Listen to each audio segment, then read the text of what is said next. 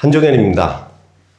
오늘은 조금 감정을 좀 추스리고 우스운 얘기보다 좀 생각하는 이야기를 좀 해봤으면 합니다. 반려동물이 가장 많이 하는 일이 무엇이라고 생각을 하세요? 노는 거? 자는 거? 아니면 밥 돌라고 하는 거? 그죠? 제 생각인데 반려동물이 가장 많이 하는 일은 기다림입니다. 보호자가 밥 돌라고 기다리기도 하고 산책 가자고 기다리기도 하고 밖에 나가면 문 앞에서 쪼그려서 기다리고 왜 안 오냐고 아우성도 피고 그게 가장 많이 하는 일 같습니다. 혹시 강아지 별이란 이야기를 대부분 반려동물 키우시는 분들은 아실 거예요. 거기에 이제 모티브가 됐던 게 무지개의 달이거든요. 1959년에 어떤 분이 레브라도 레트리버의 메이저란 아이를 보내고 나서 쓴 시가 있습니다. 그 쓴 시는 시간 나실 때 한번 읊어보시면 좋을 것 같아요. 자, 강아지 별이라는 그 책의 의미 자체는 이제 얘가 어느 정도 시간이 지나고 삶을 마감을 하고 강아지 별에 간대요. 별에 가면 아프지도 않고 먹을 것도 풍부하고 그리고 어떤 부분에 아쉬움이 없는 건데 딱 하나 아쉬움이 있대요. 보호자를 기다리는 거래요. 그래서 이제 강아지 별에서는 거기에서 기다리는 부분이 있을 거고 무지개 다리는 강아지 별 가기 전에 무지개 다리가 있대요. 그곳에서 보호자가 올 때까지 기다린대요. 그래서 만났을 때 그 처음에 마주치고 그 다음에 둘이 손잡고 천국으로 간다는 그런 이야기입니다. 기다림 참 좋은 얘기죠. 근데 우리들도 동물병원에서 생활을 하다 보면 반려동물이 입원되어 있는 애들도 있고 주사 맞는 애들도 있고 그런 각양각색의 애들이 있겠죠. 아픈 애들이. 근데 그 부분에서도 얘네들의 기다림은 언제나 지속되고 있어요. 집에 가고 싶다고 아우성 치는 애들, 집에 가고 싶다고 문을 박박박 긁는 애들, 그리고 묵묵히 참고 링게를 만든다든지 그러면서 보호자 올 때까지 눈시울을 지우리면서 기다리는 아이들, 그런 아이들을 우리들은 보게 됩니다. 그 마음을 알긴 아는데 치료라는 명목 아래 얘네들을 가둬놓고 또 하나는 아프게 하고 이게 정말 좋은 일일까? 괜찮은 일일까? 그런 생각을 좀 많이 하는 것 같아요. 어떻게 보면 치료에 대한 부분이 아이러니하다는 생각을 좀 들어요.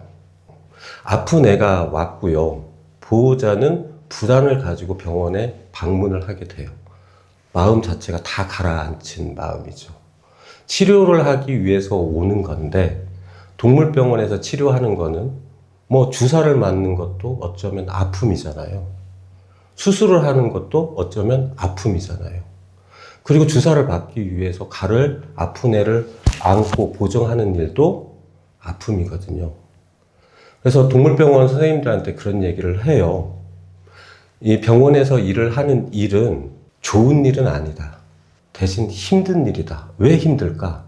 아픈 아이들을 자유롭게 뛰어놀고 싶기 위해 하는 애들을 어느 정도를 보정을 해야 되고 잡아줘야 되고 그리고 아픈 애들한테 주사 바늘이 들어가면 다시 아픔이 오니까 물기도 하고 그 감정을 좋아서 하는 것보다는 보통은 힘듦에 대한 부분으로 다가오는 게 현실이기도 해요. 동물병원에서 근무한다는 것 이게 강아지를 좋아해서 아니면 고양이를 좋아해서 반려동물을 좋아해서 하는 대부분의 사람들이 오게 되는데 한 3개월, 6개월은 많이들 힘들어해요. 왜? 좋아하는 애한테 좋아하는 일을 줘야 되는데 억지로 보면 치료하라는 명문하에 통증이라든지 더 나은 치료를 위해서 그 부분이 이루어지고 있는 곳이 어쩌면 동물병원이라고 생각을 해요. 그렇죠. 우리들 예로 하나 들어볼까요? 다리가 가끔 절다가 오는 애들, 슬개골 탈골이라 그러죠. 수술을 해야지 얘가 다음 생을 좀 편안하게 하죠. 그 순간만은 어땠을까요? 마취를 하고 그 다음에 칼로 째고 뼈까지 이동을 하고 어마어마한 통증이 오죠. 그거를 얘네들은 감수할 수 있을까요? 왜 그러는지 알 수 있을까요? 모르죠. 왜? 누구만 알아? 수의사랑 보호자만 알죠. 얘네들 그냥 문득 와가지고 갑자기 낯선 사람이 막 안고 와가지고 그리고 나 움직이고 놀고 싶은데 누군가가 껴안고 아니면 누군가가 한쪽에 팔을 하고 갑자기 아픈 주사 바늘이 들어오고 수액이 들어오고 갑자기 의식을 잃었다가 깨어보니 다리가 어마어마하게 아파. 왜 그러는 거야? 어쩌면 동물병원이 그만큼 무서운 곳일 수도 있겠다. 그런 생각을 한번 해봅니다. 좋아하는 일은요, 좀 편하게 해주면 되잖아요. 그한테, 누구한테 좋은 일. 동물병원에서 하는 일은 좋은 일은 아니에요. 저는 그렇게 생각을 해요. 대신 옳은 일이에요. 가장 좋은 약, 이 세상에서 가장 좋은 약, 제일 좋은 약이 뭐겠어요? 통증이 있을 때 제일 좋은 약, 마약이죠. 마약을 주사를 맞으면 그 순간은 행복하죠. 근데 시간이 지나면 어떤 상황인지 예측이 되죠. 우리 몸에 단 사탕을 먹으면 어떻게 돼요? 달죠. 입은 되게 행복해요. 몸도 행복해요. 근데 그게 반복이 되면 어떤 일이 일어나요? 몸이 저항하겠죠. 그래서 이 동물병원 일은 아이러니하게도 옳은 일을 따라가야 되고 힘든 일의 연속적인 반복이라고 저는 생각을 해요. 어린 아이들이 동물병원에 들어왔을 때 저를 보고 꼬리를 팍 치면서 좋아해요. 안기기도 하고 뽀뽀도 하고. 근데 어느 순간 5차 접종, 아니 딱 1차, 2차만 끝나도 갑자기 나만 보면 털털털털털털. 나 되게 좋아해요, 반려동물들. 근데 얘네들이 그런 모습을 보면 좀 미안해요. 그 마음이 들어요. 어쩌면 나 혼자만의 짝사랑이지 않을까? 그런 생각을 합니다. 그래도 더 나은 미래를 위해서 누군가는 옳은 일을 해야 되는데 그거를 치료라고 생각을 해요. 사람은요, 치료를 할 때요, 보호자, 가족들도 동의를 하고 그 다음에 당사자한테 치료 여부를 물어보는 게 어쩌면 핵심이에요. 대다수. 근데 동물병원은 당사자한테 동의를 지금 구하고 있나요? 누구의 동의만 일어나고 있어요? 수의사랑 보호자만 동의를 하고 있어요. 얘가 치료를 할 것인지 말 것인지 반려동물한테 물어보신 분 있으세요? 흔쾌히 오케이 하는 사람, 오케이 하는 동물 있어요? 저는 없다고 생각을 해요. 우리는 치료를 하는데 반려동물은 치료라는 부분을 받아들일까? 거기에 대한 물음표가 생깁니다. 그래서 이 영상은 그와 그 생명, 그와 내가 너를 위해서 어떤 일을 했는지 알려주고 싶은 영상을 만들려고 합니다. 근데 현 시대에서 소통이 안 되지만 다음 세계에서 여러분의 반려동물이 여러분들의 보호자지만 저 또한 얘의 보호자라고 생각을 해요. 우리는 치료를 할 때 수의사와 보호자는 서로 동의를 하고 진행을 해요. 맞죠? 그러면 저도 보호자가 될 수 있어요. 그 순간에 내가 했던 일들, 몰라서 잘못했던 일들, 아니면 너를 위해서 최선을 다했던 그 마음을 너랑 나랑 소통이 되는 그 지점에서 그 부분을 알려주려고 합니다. 그래서 조금씩 이제 이 아이에 대해서 이야기를 하려고 그래요. 첫 번째 아이는 사랑입니다. 거의 10년 동안 나랑 진료를 받던 아이인데 참 아직도 기억이 남는 아이입니다. 왜? 예뻐서? 아니에요. 성격이 좋아서? 아니에요. 처음에 저는 얘한테 겁이 되게 많고 소심한 아이고 조금만 건들면 무서워서 덜덜덜 떨기를 지나서 앙! 물기 시작했던 아이였거든요.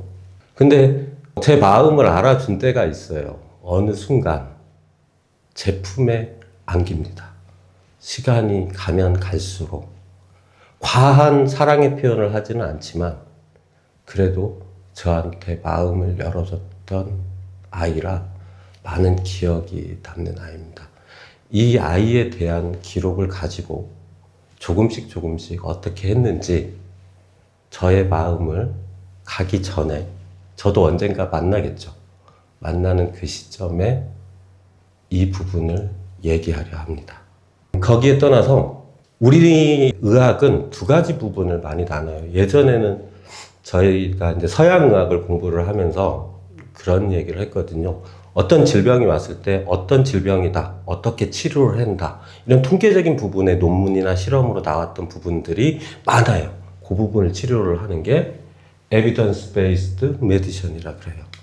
근데 이제 한약이나 한의학 같은 경우는 그렇지가 않아요. 참 이게 좀 색달라요. 통계가 이게 다 맞다면, 이게 지금까지 이 질병을 치료를 했다면 안 낫는 치료가 없어야 되는데 그렇지 않은 아이들이 너무 많습니다. 제가 요 얘기를 꺼내는 이유는 이 사랑에 대한 기록에 한약이라든지 이런 부분이 접목되어져 있는 경우가 어마어마하게 많아요. 그 기준을 통계적인 부분에 베이스로 하는 의학이 아니라 이 부분도 많이 차지를 해요. 기본적인 부분에 이 바탕을 해서 NBM이라고 그러죠. Narrative Based Medicine. 이야기에 기반된 의학입니다. 사람도 사람마다 다 다르죠. 반려동물도 반려동물마다 다 다릅니다. 얘 성향이나 얘 마음이나 이런 부분을 생각을 하고 그렇게 진료했던 부분이 있으니까 내가 생각했던 부분이랑 조금 다르다고 생각을 할지라도 조금만 마음을 열어주시고 수용을 해주셨으면 해요. 이 아이가 떠난 지 한 3년이 됐는데요. 아직도 기억에 남아요. 동의서를 받을 때도 눈물을 꾹 참았습니다. 참. 그래서 이 아이에 대한 기록들을 처음부터 2013년도부터 조금씩 훑어보면서 기록을 이렇게 정리를 하게 돼요. 많이 담아져 있더라고요. 근데 얘 얼굴은 아직도 기억으로 남습니다. 아마 보호자분도 그 기억을 잊지 못할 거예요. 여러분들도 지금 있는 그 기억을 잃지는 못할 겁니다. 그래서 저희들은 기억을 존중하겠습니다. 이 영상이 많이 보급되거나 그러는 게 원하지는 않아요. 그냥 내가 사랑했던 아이한테, 그리고 그 아이가 그 아이를 키웠던 보호자분한테 조금이나마 위로가 됐으면 합니다. 이상입니다. 감사합니다.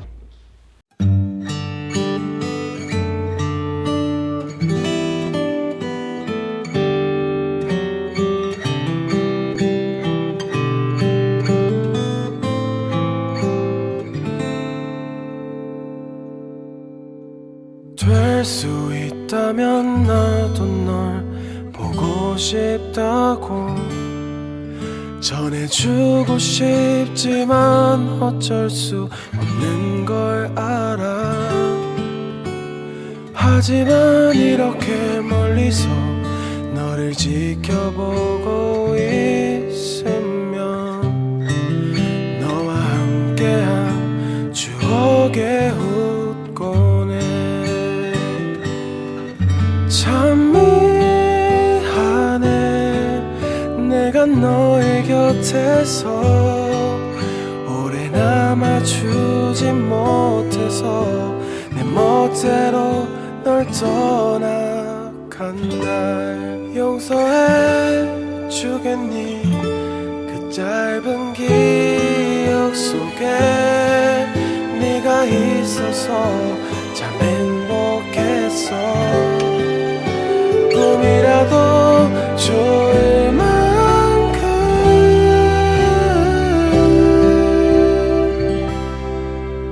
그 어느 곳에 있어도 날